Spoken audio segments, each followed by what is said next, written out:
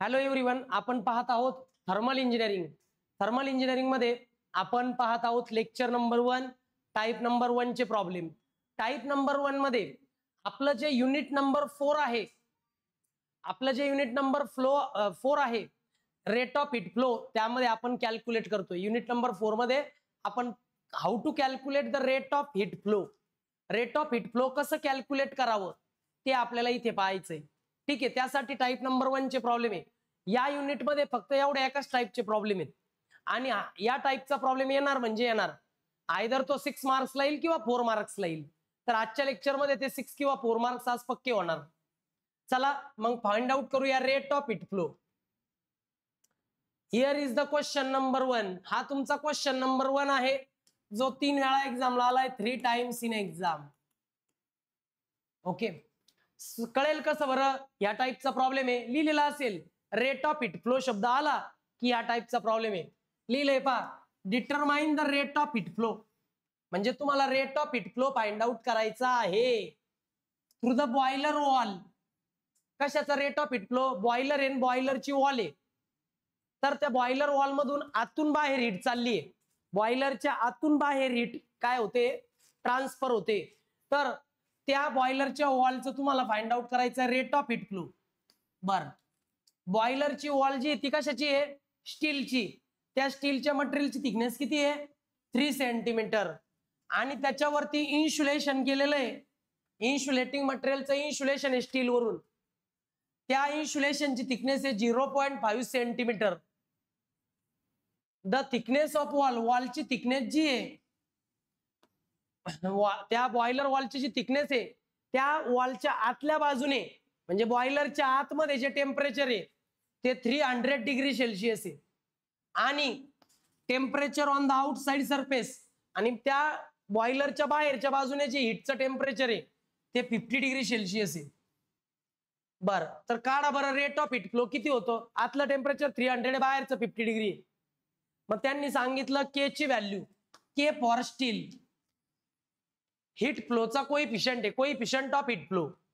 Heat फ्लोचा coefficient आहे K. आणि स्टील साठी ती व्हॅल्यू दिली आहे 60. डब्ल्यू ला काय म्हणतो आपण? Watt per metre degree kelvin, आहे की नाही? Watt per metre degree kelvin 60 दिलंय. आणि इन्सुलेटिंग मटेरियलचं सुद्धा के दिलेला आहे. पहा, इन्सुलेशन करता मटेरियल जे आहे त्याचा पण के दिलेला आहे coefficient 60 watt per metre degree kelvin. चला, क्वेश्चन कळाला? एकंदर क्वेश्चन लक्षात आला असेल. इकडे पहा, ही झाली ती बॉयलरची वॉल, बरोबर का? बॉयलरच्या वॉल मध्ये हे स्टील आहे, या स्टीलची थिकनेस दिली पहा 3 सेंटीमीटर. किती दिली स्टीलची थिकनेस? 3 सेंटीमीटर. याच्या बाहेरून इन्सुलेशन केलंय, इन्सुलेशन लिहिलंय पहा, किती आहे त्याची थिकनेस?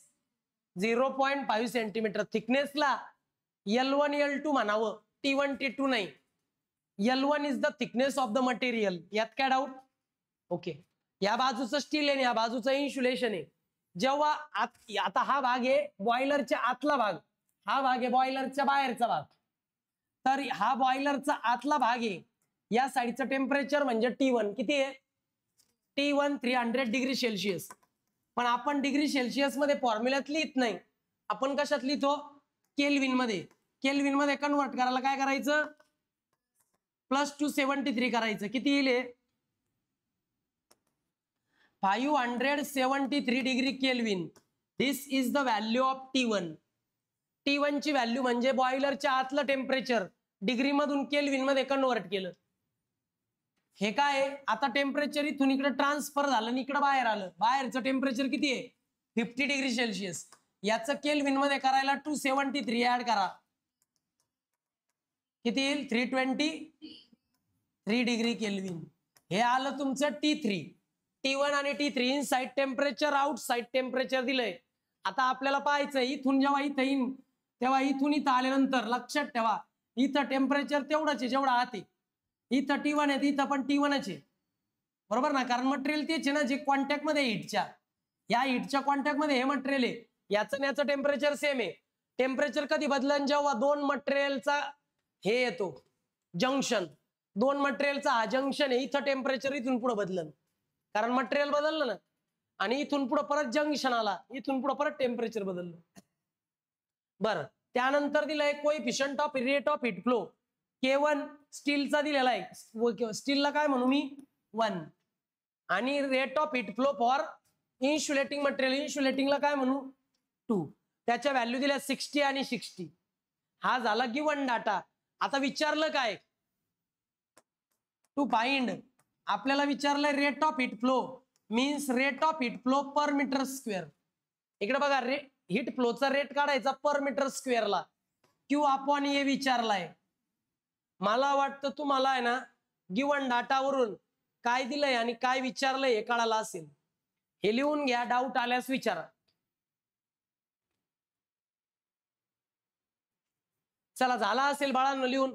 आता डायरेक्ट आपल्याकडे रेडीमेड फॉर्म्युला आहे, सोल्युशन मध्ये जातोय गिवन डाटा तर लिहिला. पहिल्या स्टेपला डायरेक्ट रेडीमेड फॉर्म्युला यूज करायचा आहे बाळांनो. घ्या बरं माझ्या बरोबर फॉर्म्युला, Q अपॉन ए चा रेडीमेड फॉर्म्युला. इकडे बघा फॉर्म्युला कसा घ्यायचा बरं का, इनिशियल टेम्परेचर म्हणजे inside temperature minus outside temperature. आतलं टेम्परेचर जास्त आहे, बाहेरचं टेम्परेचर कमी आहे. जर तुम्ही म्हणले असं झालं तर सर जर इकडचं टेम्परेचर कमी इकडचं जास्त आहे, मग हीट कुठून येऊ राहिली, बाहेरून आत येऊ राहिली. आणि जर इकडं टेम्परेचर जादा आहे इकडं कमी आहे, म्हणजे हीट बाहेरून आत जाते. कारण हीट कुठून कुठं ट्रान्सफर होते, जास्त व्हॅल्यू कडून कमी व्हॅल्यू कडे हीट ट्रान्सफर होत असते, जास्त टेम्परेचर कडून कमी टेम्परेचर कडे. तसं इथं इकडं टेम्परेचर जास्त आहे इकडे कमी आहे, म्हणजे हीट इकडून इकडे ट्रान्सफर होते. कळालं का? फॉर्म्युला घ्यायचा लाग, Q upon A is equal to T1 minus T3 upon L1 upon K1 plus L2 upon K2. दोनच जण का आले इथं, कारण मटेरियल दोनच आहेत ना, म्हणून इथं फॉर्म्युला 2 जण आले. अजून एक मटेरियल असतं इथं आला असतं L3 प्लस K3. जितके मटेरियल वाढते तितके रेशो वाढणार. काय डाऊट आहे का याच्यात? चला, हा तसंही करतो ना, निगेटिव्ह आलं तर निगेटिव्ह येऊ द्या ना. निगेटिव्ह उत्तर आलं का समजून जातं की हीट बाहेरून आत येते. T3 मायनस T1 करायची गरज नाही, हे असंच राहू द्या. निगेटिव्ह आलं कळतं हीट बाहेरून आत फ्लो होते. Q अपॉन ए, T1 ची व्हॅल्यू किती आली होती 573 डिग्री केल्विन. T1 ची व्हॅल्यू किती आली होती 323 डिग्री केल्विन. L1 आता इकडे बघा रे, जेव्हा तुम्ही थिकनेस घेता L1 घेता तेव्हा ते मीटर मध्ये घ्यावं. 3 सेंटीमीटरचं मीटर करायचं असेल डिवायडेड बाय 100 करा. मीटर मध्ये किती होईल रे बाबा 0.3 मीटर. इथं 0.5 सेंटीमीटर मीटर मध्ये करायला 0.5 डिवायडेड बाय 100 करा. 0.005 सॉरी बरोबर आहे 0.005 मीटर. हे सेंटीमीटरचं मीटर केलं, हे पण सेंटीमीटरचं मीटर केलं बाय डिवायडिंग 100. काय डाऊट? बर, L1 ची व्हॅल्यू होती 0.03, K1 ची व्हॅल्यू होती 60, L2 ची व्हॅल्यू 0.005, K2 ची व्हॅल्यू 60. हे जर तुम्ही व्यवस्थित कॅल्क्युलेटर पुटअप केलं तर डायरेक्ट आन्सर येईल. कॅल्क्युलेटर कसं पुटअप करायचं पाहून घ्या.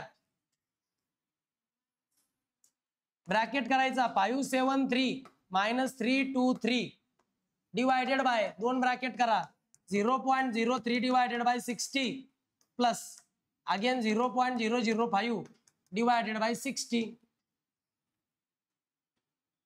तुम्ही जर असं व्यवस्थित कॅल्क्युलेट टाकलं डायरेक्ट आन्सर येणार. Tell me the value of Q upon A. किती आलं बाळांनो 428.571 इंटू काय इथं पुढं पण 428 10⁻³ सांगा ना डायरेक्ट. पॉईंटच्या पुढे 3 नंबर पुरेसे आहेत, एवढे नंबर थोडी घेतात. आणि याचं युनिट काय रे, हिटचं युनिट काय आहे, हिटचं युनिट काय आहे वॅट. वॅट हिटचं युनिट आहे वॅट. डिवायडेड बाय एरिया, एरियाचं युनिट काय आहे मीटर स्क्वेअर. मग क्यू अपॉन ए काढलं तर त्याचं युनिट राहील हिट. मग रेट ऑफ हिट फ्लोचं युनिट राहील वॅट पर मीटर स्क्वेअर. आता हे आलं की वॅट मध्ये किलो वॅट मध्ये कन्वर्ट करायचंय तर 10⁻³ ला ते म्हणजे पूर्ण याला 1000 ने डिवाइड करा. मग ते येईल 428,571 kilo watt per metre square. This is your final answer. घ्या बरं लिहून चला.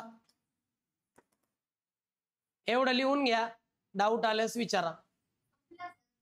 हो हो एवढंच आहे. हो लिहून घ्या.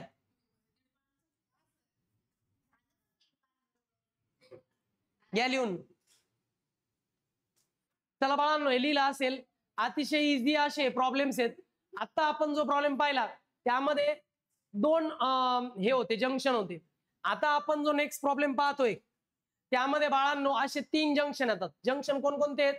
हा एक, या ठिकाणी दुसरा ना तिसरा. मग 3 जंक्शन आले तरी याच पद्धतीने सोडवायचे तुम्हाला प्रॉब्लेम. ठीक आहे बघा प्रॉब्लेम बघा. 3 वेळा एक्झामला आलेला प्रॉब्लेम आहे हा सुद्धा. प्रॉब्लेम असा आहे the wall of refrigerated van. एक रेफ्रिजरेटेड व्हॅन आहे. ठीक आहे तिच्या वॉल बद्दल इन्फॉर्मेशन दिली आहे. बर ती जी रेफ्रिजरेटेड व्हॅन आहे तिची जी काही वॉल आहे त्या वॉलची थिकनेस आहे 1.8 mm. स्टील पासून बनवलेली आहे. वॉलच्या थिकनेस मध्ये 1.8 mm थिकनेसची काय स्टील आहे. त्यानंतर त्यानंतर ते म्हणतात आउटर सरफेस येतो. बरं 12 mm काय आहे प्लायवूड आहे. त्यानंतर इनर सरफेसला प्लायवूड आहे. नंतर 2 सेंटीमीटर थिकनेसची ग्लास आहे. ग्लास वूल म्हणा. मग 3 मटेरियल यात यूज केलेले आहेत म्हणून 3 जंक्शन येणार. पहिलं आहे स्टील, दुसरं आहे प्लायवूड आणि तिसरं आहे ग्लास. तिघांची थिकनेस दिलेली आहे. त्यानंतर ते म्हणतात calculate the rate of heat flow. Rate of heat flow म्हटलं की या टाईपचा problem. If the temperature at inside and outside. इनसाइडचं टेम्परेचर म्हणजे या बाजूचं टेम्परेचर. इनसाइडचं टेम्परेचर -10 डिग्री सेल्सिअस आहे. आउटसाइडचं टेम्परेचर 22 डिग्री सेल्सिअस आहे. ओके चला त्यानंतर त्यांनी काय दिलं coefficient of heat flow K for steel दिला 23.2. K for glass coefficient of heat flow for glass 0.14 and also for plywood 0.052 watt per metre degree Kelvin मध्ये. चला हाच गिवन डाटा आपण पुढे मेन्शन करूया. फिगर नाही काढली तरी चालते पण काढली तर बेटर राहील. 6 मार्कला प्रॉब्लेम आला तर फिगर काढायचीच. 2च जंक्शन असतील तर 4 मार्कला प्रॉब्लेम येईल. 3 जंक्शन आले तर 6 मार्कला येईल. बर या ठिकाणी बघा इनर साइड या बाजूला आहे. इनर साइड मध्ये प्लायवूड आहे. 2 नंबरला ग्लास आहे. 3 नंबरला स्टील आहे. ही झाली तुमची इनसाइड किंवा इनर साइड आणि ही झाली तुमची आउटर साइड. इनर साइडला टेम्परेचर आहे -10.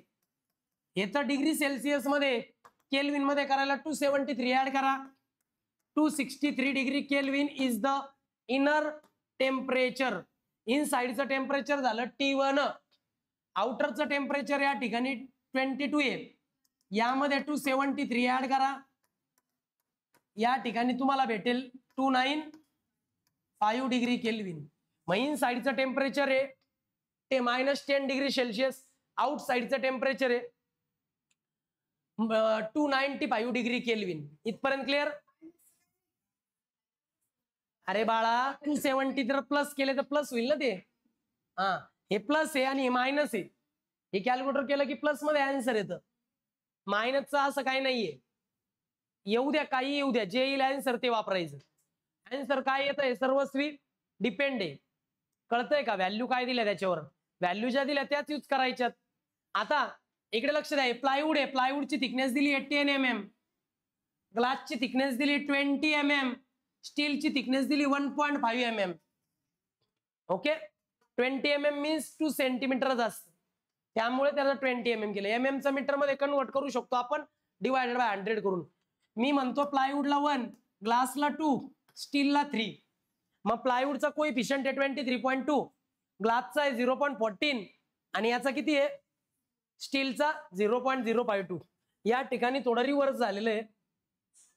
इथे घ्या या साइडने घ्या 23.2 आणि इथे 0.052. ओके ही जी व्हॅल्यू आहे ना प्लायवूडची काय दिली बघा ना 0.052 आहे, स्टीलची काय 23.2 आहे. तो कोएफिशियंट उलटा नका करू फक्त. इथे करा 0.052 आणि इथे करा 23.2. जे गिवन आहे तेच लिहा ना. मग हे झालं इनर टेम्परेचर, हे झालं आउटर टेम्परेचर. जंक्शन नंबर 1 पाशी टेम्परेचर चेंज झालं T2, जंक्शन नंबर 2 पाशी चेंज झालं T3 आणि जंक्शन 3 पाशी T4. ओके, हा झाला गिवन डाटा टोटल. बोल नको करू तुझ्या. हे झालं का? पटकन व्यवस्थित ड्रॉ करून घ्या. विचारलं काय टू फाइंड काय hit rate of heat flow म्हणजे Q/A. हे काय तुमचं टू फाइंड डाटा. मग आता स्टेप नंबर 1 मध्ये डायरेक्टली फॉर्म्युला वापरू शकता तुम्ही Q/A चा. काय बरं Q/A चा फॉर्म्युला? Q/A चा फॉर्म्युला आहे inner temperature minus outer temperature, त्यानंतर L1/K1 plus L2/K2 plus L3/K3. एवढाच काय तो बदल आहे, बाकी काहीच बदल नाही या प्रॉब्लेम मध्ये. केलं का? आता फक्त व्हॅल्यू सबस्टिट्यूट करायच्यात. व्हॅल्यू सबस्टिट्यूट जेव्हा कराल त्यावेळी ही जी लेंथ आहे याला थिकनेस म्हणतात. थिकनेस म्हणजेच लेंथ. याला लेंथ का म्हणतो बरं थिकनेसला? कारण हीट ट्रान्सफर होते थिकनेसच्या माध्यमातून, म्हणून त्याला लेंथ म्हणतो आपण. चला व्हॅल्यू पुटअप करूया. मला फॉर्म्युला नेक्स्ट पेजवर पाहिजे, तुम्ही डबल नका लिहू.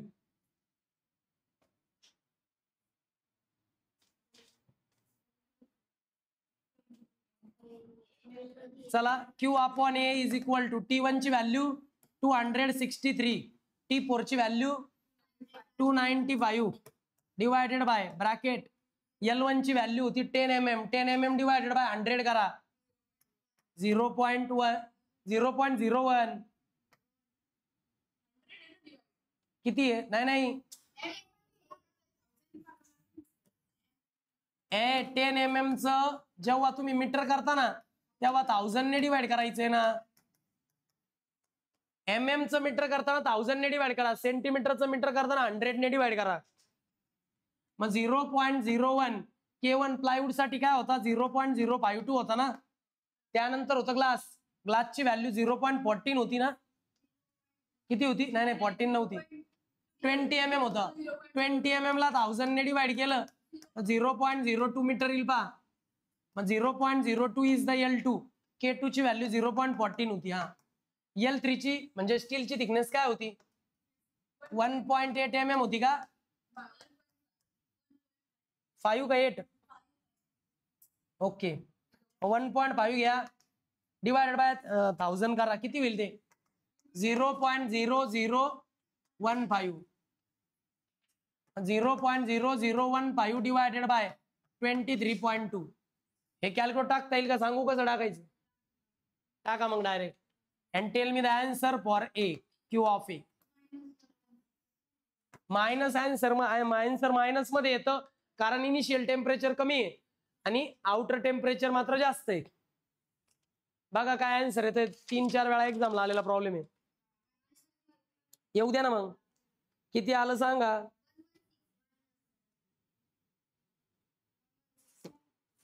जे येतं ते सांगा, व्यवस्थित करा. इकडे लक्ष द्या रे. ही जी स्टीलची थिकनेस आहे ती 1.8 mm आहे बरं का. म्हणून मग प्रॉब्लेम सोडवताना कधी घाई नसती करायची तेवढ्या करता. याची थिकनेस 1.8 mm आहे स्टीलची, ती या ठिकाणी 1.8 करा.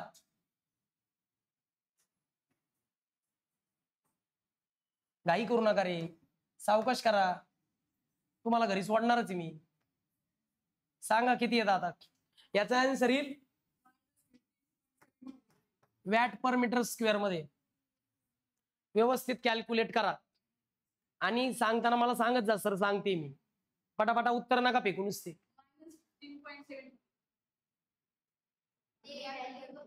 1-2 जणांनी आन्सर कॅल्क्युलेट करा, सेम आले तरच सांगा.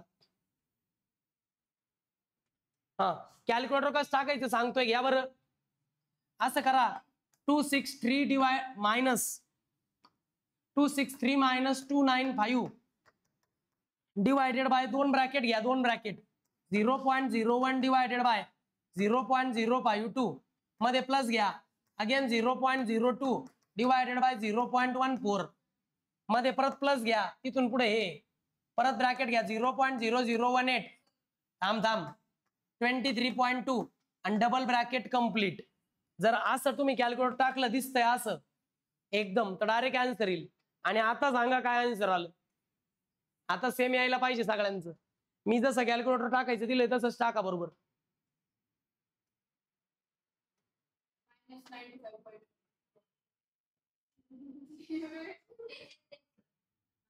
काय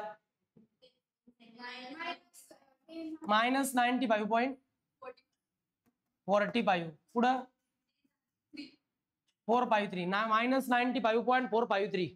ज्या अर्थी तुमचा rate of heat flow negative आला याचा अर्थ काय की तुम्ही जी डायरेक्शन दाखवली होती ना, डायरेक्शन काय शो केली होती हिट फ्लोची, इकडून इकडे फ्लो होतं inside to outside असं डायरेक्शन शो केलं होतं. आता निगेटिव्ह आलं म्हणजे काय की आउटर साइडकडून इनर साइडकडे हिटचा फ्लो होतोय असं त्याचं मिनिंग. मग निगेटिव्ह साइन काय इंडिकेट करतं, मग लिहायचं निगेटिव्ह साइन इंडिकेट्स